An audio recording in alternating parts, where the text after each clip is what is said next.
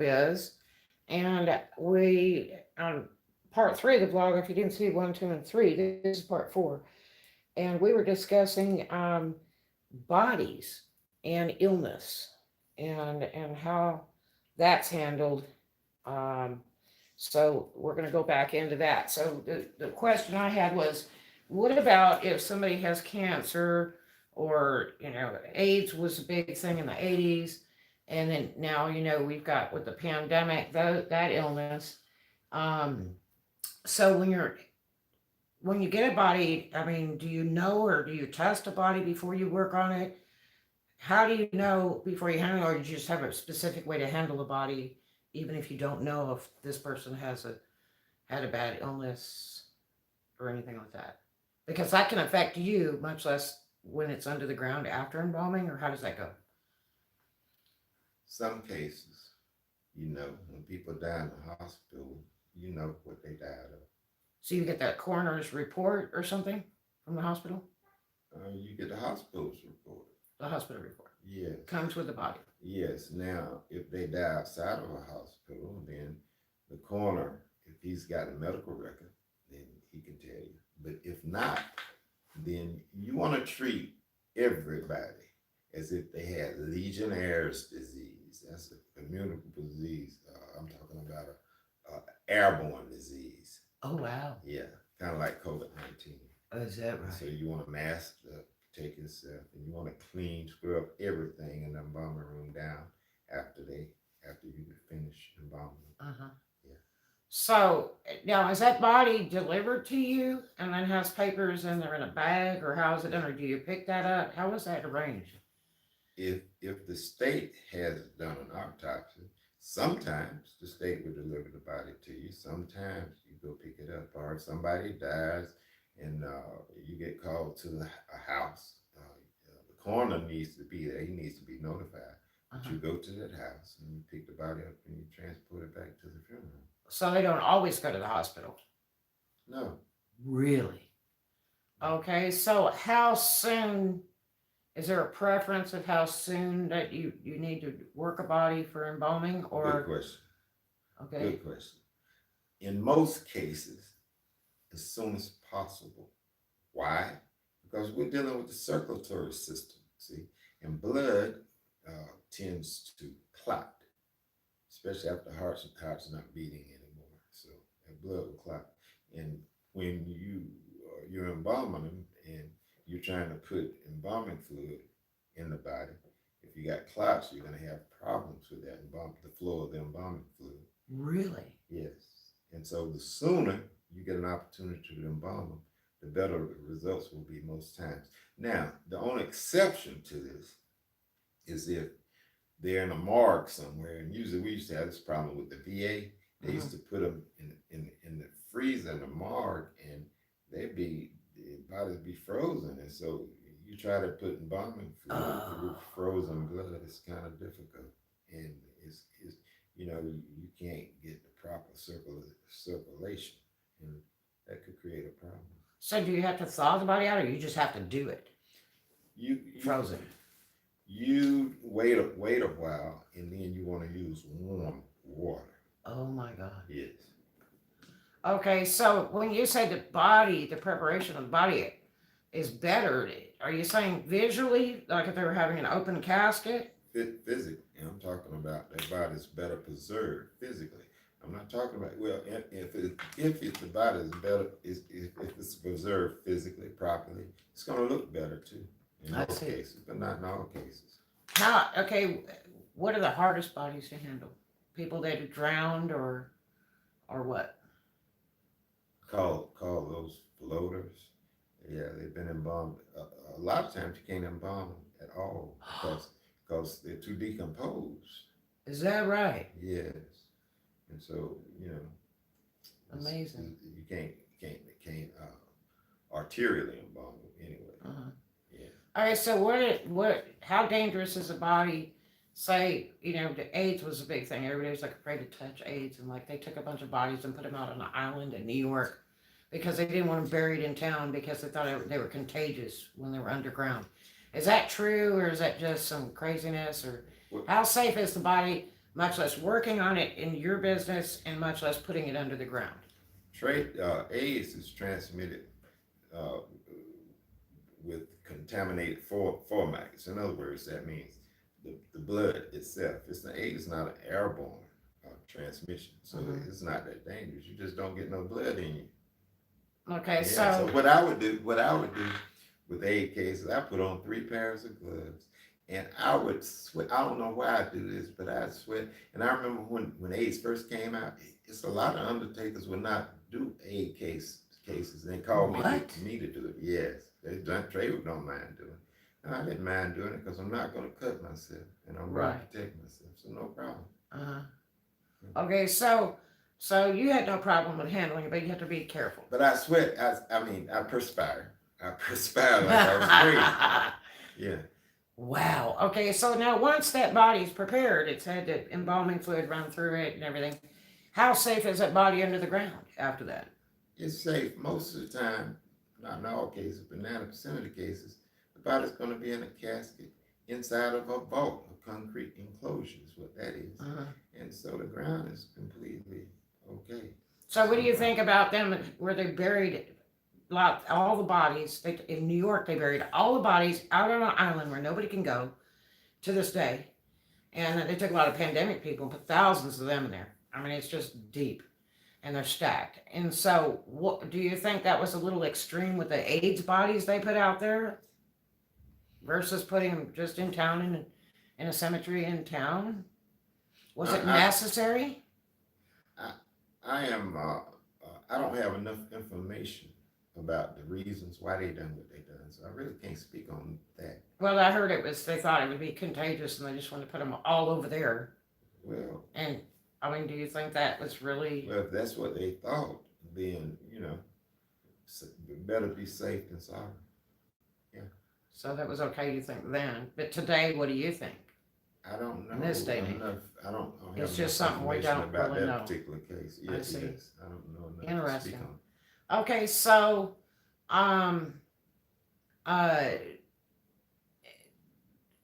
tell me, did your grandfather, when he had a funeral home, did you guys do any like famous people, or were there funny stories from that funeral home? Told me, and then I'll tell you some stories of my own. There was a man that used to work with my grandfather, and he tended to drink every now and then. And this is when they had ambulance service. And this particular time, he got in a car wreck. And my grandfather went to pick him up in the ambulance. And he said he got him to the hospital, and Dr. McLaughlin, no, I don't remember which doctor it was, but a doctor at the hospital told my grandfather, just hold this. It's stethoscope or something. He says, hold this for a minute. He had to go somewhere. And the man that seen my grandfather embalm several people, when he came to, he was knocked out in the car wreck. When he came to, he's looking at my grandfather standing over him. He said, Trawick, I'm not dead. I'm not dead. Oh, jeez. Yeah. That's the story my grandfather used to tell. Oh, my gosh. Now, I have some stories, some sad, some funny. When you're on a funeral, you're supposed to be serious. This particular time, I was driving a limousine, and there was a lady sitting next to me, and she had flatulence. She's farted. She farted, and she do it again. And one of the daughters said, Mama, what's wrong with you? She said, I reckon it was them collard green legs. Now, I'm not supposed to laugh, right? Oh, no. Because I'm the film director, right? And so, that was a funny moment. And there was this kid once that came into the funeral home. And I guess he was maybe in his early 20s. And when he came in, he was looking around like, and he asked me he wanted a job. He said, oh, man, you hiring? I need a job. But he's looking around like this, And so I realized he was scared, because he kept looking around. I said, well, no, I already got people. I said, but what make you interested in film business? He said, I just always been interested in it. I said, have you ever seen a dead person? Oh, geez. He said, oh, yeah, of course. I said, okay, come on back with me. Because I know I was going to take him back there anyway. But I hid it that way. I said, come on back here. I want to show you somebody. And we started walking to the embalming room. And before we could get there, he said, no, I can't take it. I can't take it. Yeah. Oh my God. All right. Now, there's a place called Butler County, Alabama. And there's some people going to probably know this story. And there's this church in Butler County. And we had a funeral there. After the funeral, I was driving the limousine. My grandfather and Mr. Brooks, they were in the hearse ahead of me. But what happened, we're getting ready to come out of the church and go to the cemetery. And so the hearse pulled down and I pulled down and I heard people hollering, wow, get out of the way, And then I looked at this car and this lady was in this car and she was mashing her brakes. I could hear her stomping her brakes. I'm outside of the car and I could hear her stomping her brakes. Yes. And so, I'm sorry, let's back up. There's a minister that asked me to move his car. He wanted me to move his car because he's old. He said it was a tight spot. He said, son, I need some young eyes. I got old eyes. Can you move my car for me? And so I was moving his car through these two cars. And after I got done, he was thanking me. He was, son, I'm so glad you did it. I appreciate you getting this car out because my eyes just don't work like they used to. And no sooner he said this, I hear people hollering, ow, get out of the way, get out of the way. And there's a car coming. And this lady, she's stomping her brakes. And the brakes are not stopping the car. And so she smacks into the back of the car. Okay. No. I look back. This other lady reached down in between the car. She says, oh, my baby. And she pulls up her child. Oh, no. And the child's leg had got, she walks to the lady holding her baby. She's rocking her baby. The baby's crying. And she said, oh, I think my baby broke my baby. I think my baby's leg is broke. And she looked at it. She said, oh, ain't nothing wrong with that baby. Just put some sass on that baby. Oh, Jesus. But now that story doesn't stop there. We had, that particular church was on a hill, steep incline. All right. And then the road, it ran down to a road where you got to turn right or left. Now, if you go straight, you're going over into a valley.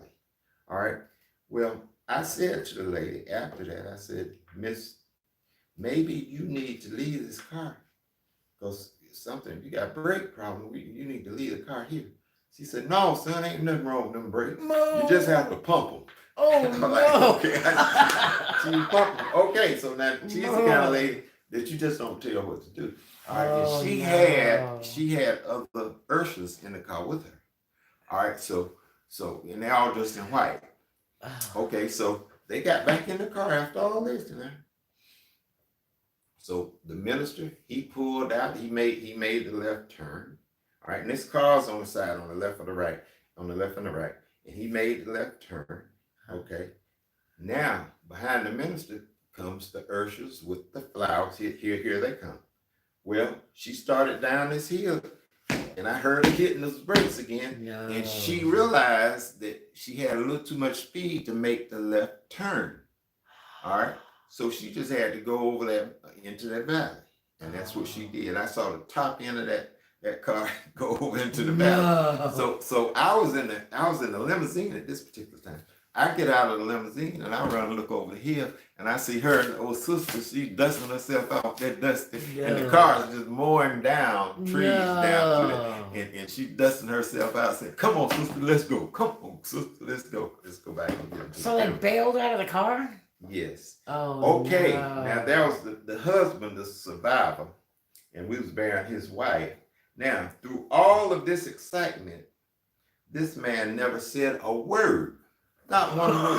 Oh I my said, God. man, he's cool, man. That's a cool, Yeah. he's cool cat. You know, his wife just died. He just saw an accident, and then he just saw the lady top of the go down in the valley. Oh And this no. man didn't say a word. He didn't say a word. Okay.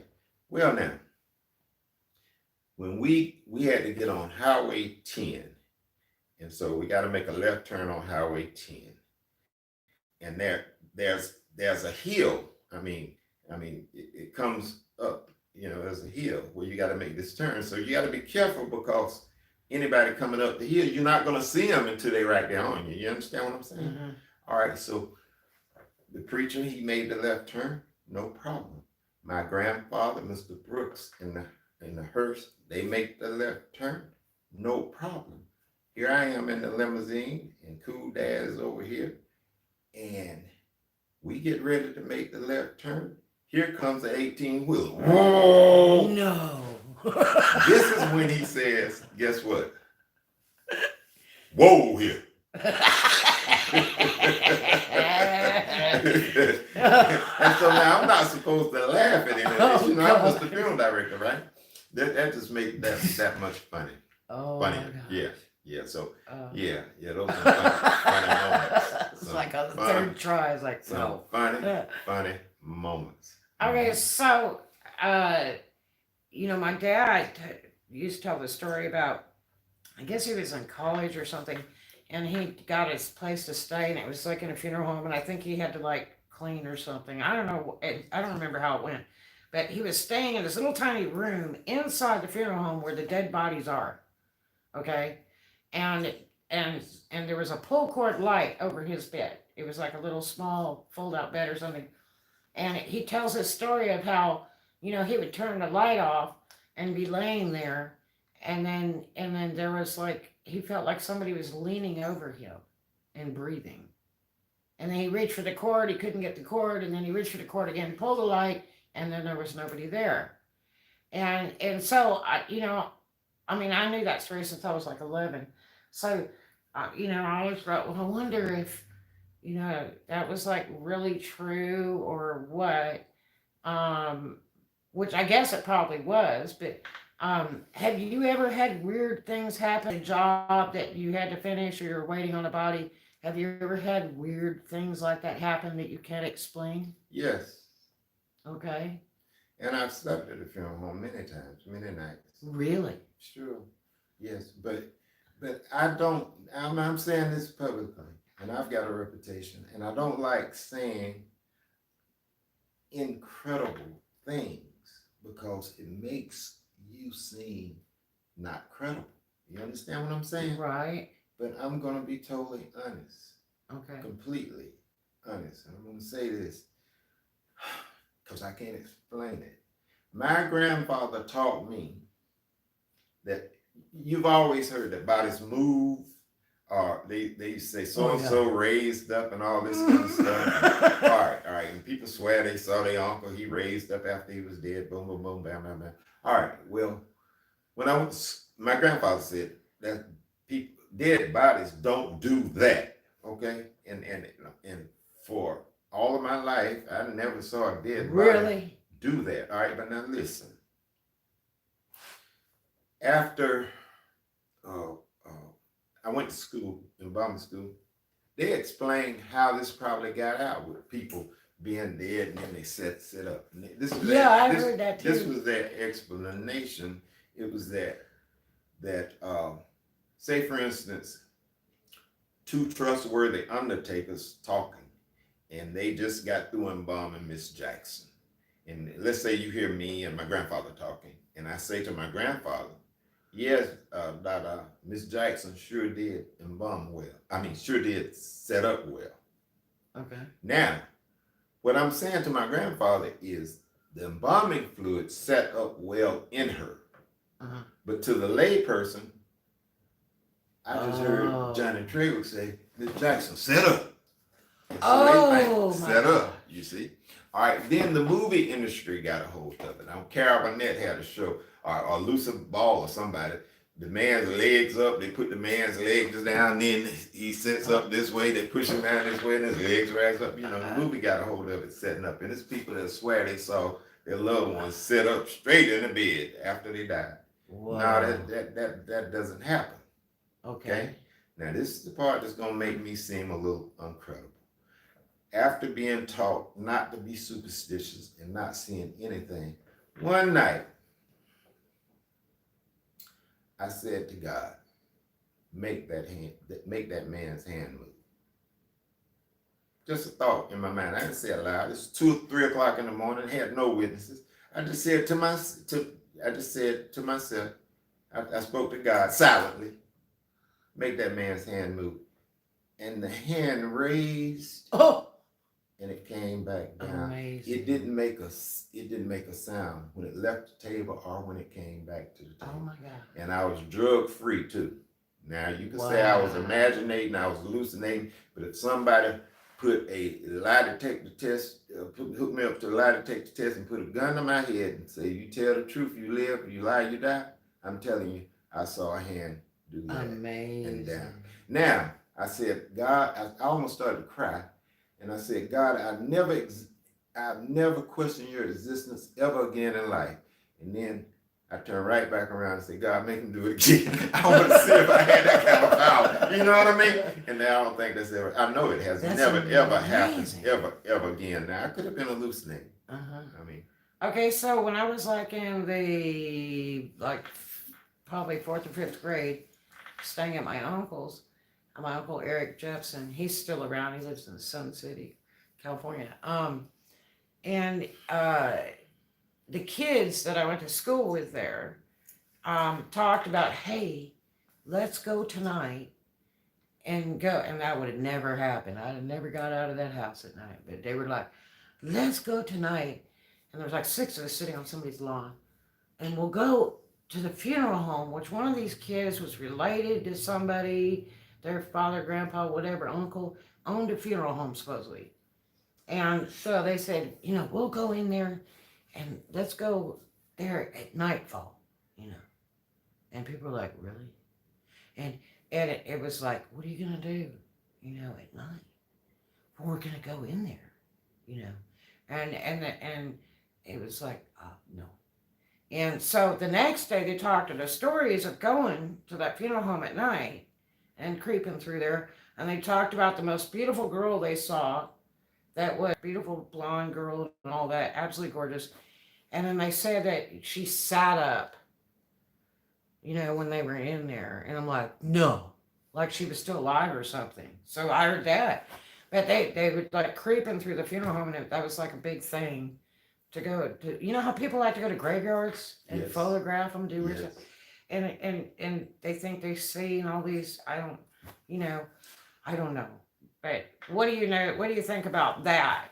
About wild stories where people claim that things happen in the funeral homes, like you were just talking about. People don't really sit up. Yeah, you have some moments. I tell you another one. You ever have one where somebody was not dead? I tell you another moment I've had. This one was 2 o'clock in the morning. I'm the only one in the embalming room. And I put the man's hands like this. This is the way we put people when we bury them. We put the hands. I don't know if you can see this on YouTube. Yeah. Anyway, they put the hands one on top of the other, like this. And I had bent down and I was bending over trying to get something out of a cabinet.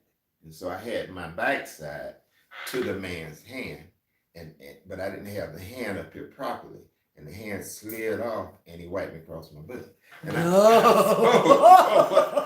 what in the world? Just for a second, it scared me for a minute. But then I realized, that I just didn't have the man's hand on here. Wow. Yeah. Wow. So when a dead body is dead, it can still be flexible, or it does. Yeah. Rigor mortis. Okay. Rigor mortis. Rigor means hardening. Mortis means after death. So hardening after death is rigor mortis. Now what happens, rigor mortis sets in the eyelids first. And if you have a fast onset, if rigor mortis comes in fast, it's gonna leave fast. If you have a slow onset, then it's gonna leave slowly. Now, why is this important to the embalmer or the undertaker? Because you don't want to be misguided thinking you got a body embalmed because it's firm and it's stiff. You see, embalming fluid has formaldehyde in it. That's a stiffening agent. And so a lot of inexperienced embalmers will assume they got a body embalmed properly because it's stiff, but that may not be the case. It may just be because rigor mortis is set in. I see. You see, and smaller people, rigor mortis set in faster than larger people because the muscles are trained at going from a pH balance into a acidic state, and so that creates the rigor mortis. And the more muscle you have, the longer it takes for it to happen. Can you explain death chatter? Is that death anything rattle? You know about it? Death rattle is when a person dies, they say something. They call that death rattle. Is that what it is? Death rattle. That's The gas and air, yeah, just being expelled after a person dies. Is that right? Okay. I've heard that before. Wow. So or you can move them a certain way on the table. You get them and you put them from a cot to the table, and you get them on the table. And the air. Oh my God. Serious. Yeah. So have you ever had a body where they took them, they said they were dead and actually they were supposed to be alive or anything weird? Well, the closest thing to that was when my grandfather, he had taken a Mr. So-and-so to the hospital, and he was in the hospital, and he looked up and saw my grandfather over me. He told my grandfather, "I'm not dead yet. I'm not dead." Yeah, but no, we never had. But there's been several funeral homes. People been announced dead and are pronounced dead, and they were in fact alive. Yeah, they came. Undertaker, hey, this man's still living. Yeah. Okay, I got one for you. Here's an interesting story, and this is true, and I know this because I've seen it a million times. And it was interesting because we were talking about how the ancient Egyptians did embalming, and the bodies have lasted for many thousands of years. So at the Long Beach Pike, I don't know if I've ever told you this. The Long Beach Pike in California had this ride. Now the Pike no longer exists. It's all townhouses and stuff and condos down there. They tore it all down years ago. And that place had been around since I don't know how long. I mean, they would take me down there because that was a fun place to go. It was like, it wasn't Disneyland, but I mean, Disneyland existed, but it was a cheaper, quick fairground thing at the beach. By the Queen Mary, near where the Queen Mary exists now. And so it, they had a spin art, they had it, all the stuff. They had like the funny Barnum and Bailey stuff, like the lady with the worms growing out of her head, the Medusa. And then they had the one where you paid a quarter to go see the midget guy. And they had all this weird stuff down there. And the half man, half gorilla or something, they had that you could go see. I never saw any of those. But they had like, the big roller coaster, and then they had these little rides. You would go in these buildings and you ride in the like 2-person cart, and my baby sister and I would go through that. And I went through that even when I left home. I went through that ride till they stopped it, and it was like the Mr. Toad's Wild Ride or something. I can't remember the name of it. And and I was there the last days of the Pike, which was back in I would say the early 80s is when they started shutting it down. And they tore down a lot of stuff. But this one ride was there like forever. And I would get people to go through it with me, when I was adult. I'd say, come on this ride, it's really a tripper. And it was like a gold miner's ride you would go through. And you heard every noise, and it had the light bulbs going and all this. And they had the dummies rolling out and go, ooh. And it was kind of like a Halloween kind of ride thing, And that there was this one guy, and he would get real close, and it looked like his body parts were falling off and stuff. And they would tilt it towards the ride when you're going through and just miss you. And it was like, dude, that guy looks so real. Okay, so years later, they publicized when they were tearing the ride down, or they were doing a filming of the $1 Million Man. I don't know if you remember that show in the 70s. I remember. They were doing a filming, and they had gone through that ride and done something or whatever, and somebody accidentally ripped the arm off. Mm. And then when they pulled it off, it looked human. Mm. It had a bone in there well. and stuff. And it turns out it was some guy that died, and there's a big write-up on it and stuff on the internet. There was some guy that died, and this guy had been sold from fair to fair. Yes. And then this guy puts him in that ride, and then like he had a penny in his mouth. Even when they opened his mouth, it had a penny with a date on it and all that crap. But this guy was sold from ride to ride, and then when it's later used as a display of he was dead for so many years, Right. and with an unknown name or something. Right. I remember the case. And yeah, well, I rode that ride, and I remember Dead Dude, Okay. and it was like that guy looks real.